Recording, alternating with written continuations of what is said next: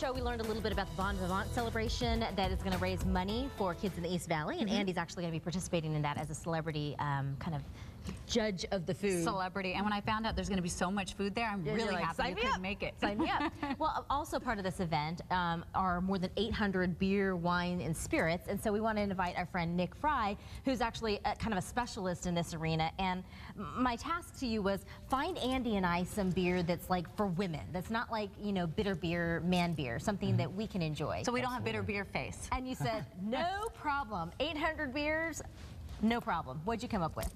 Well, today we're talking about the fruit beers, and actually these are a little bit different style of beer. It's made with the same ingredients that normal beer is made with, but they just add whole fruit and fruit juices to give it that extra flavor and zest that you guys are interested in. Okay, so let's talk specifics about what makes a fruit beer, because it almost looks a little bit like champagne. Kind of like a champagne, yeah. Yeah, and they do have a cork finish just like a bottle of wine or a bottle of champagne.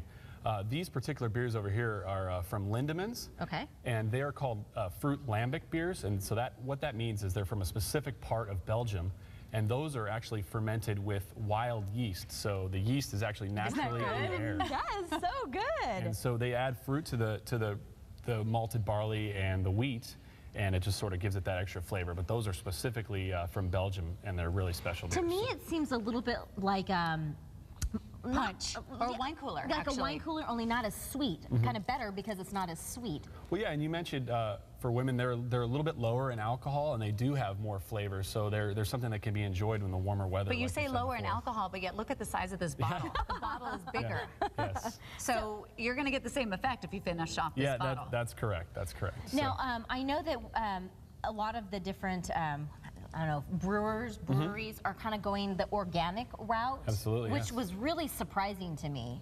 And this happens to be one of those, right? Yeah, that's correct. This is from Samuel Smith Brewery, and they're in Lincolnshire, England. And the thing that's cool about this one is they use actually cultivated yeast, so they have their own proprietary yeast strain, but they use organic fruits of the area. So that area, Lincolnshire, is actually famous for its fruit. And so they take organic fruits from the area. This is raspberry, and they also have strawberry, and they do a cherry as well.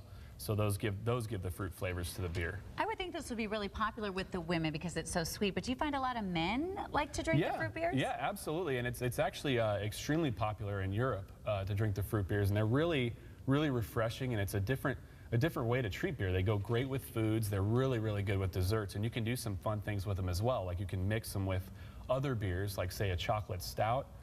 With the Is there raspberry. Such a thing? I didn't even know. Absolutely. Well, we just found out there is. Absolutely, and they also make adult floats, so you can actually put vanilla or chocolate ice cream in the beer and then drink it like a float, and it's fantastic. Okay, I see a whole nother segment. We need to do some fun.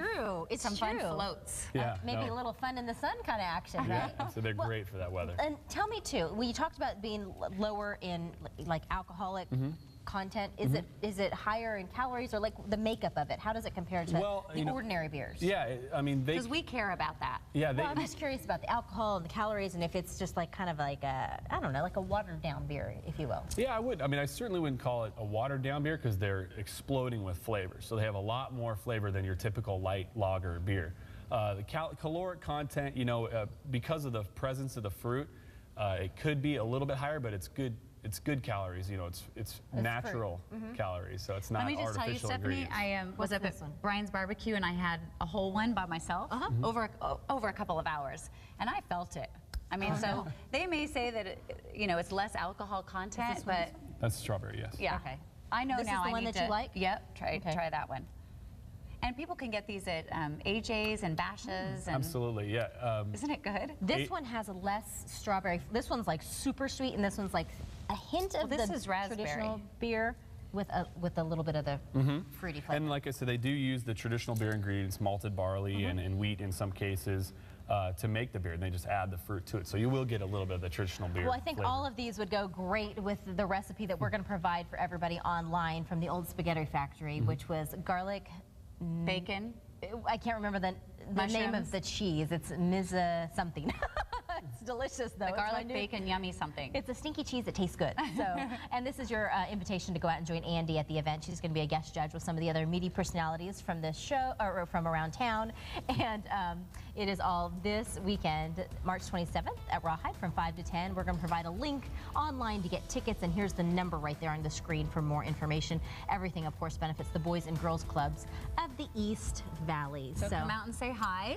And thank you for coming, Stephanie. Oh, cheers. Cheers. Here's to raising lots of money to the Boys and Girls Club. Here, one for you. Yes. Can't leave you out. Here we go. Cheers. Cheers.